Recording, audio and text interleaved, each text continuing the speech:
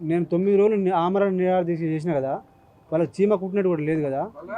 ఇప్పుడు పాము కరిస్తే ఎట్లా ఉంటుందో నేను చూపిస్తా. పాము కరిస్తే ఎట్లా ఉంటుందో నేను చూపిస్తా. ఇప్పుడు కారణం ఒకటే, బయట వచ్చి నేను చచ్చిపోతే ఎవరికేం ఫరక్ పడదండి. 9 రోజులకు ప్రభుత్వానికి చలనమే ఉంటే వచ్చి మాట్లాడుతుంది. అది చేయలేనప్పుడు నేను బయటికి రావాలిగా.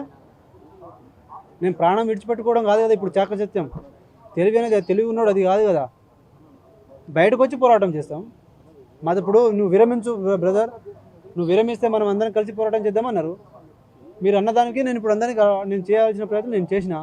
9 రోజులు చేసిన, అందరిని కలుస్తా, మద్దతు కూడా కడతాం. కట్టిన తర్వాత అందరితో ఒక ప్లాన్ ఆఫ్ యాక్షన్ అనుకుంటాం. అందరం కలిసి ఒక ఐక్య కార్యాచరణ ప్రకటించుకుంటాం, చేస్తాం.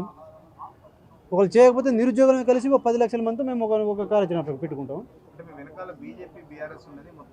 అన్ని పార్టీలు ఉన్నాయి నా వెనకాల, తెలంగాణ మొత్తం ఉంది నా వెనకాల.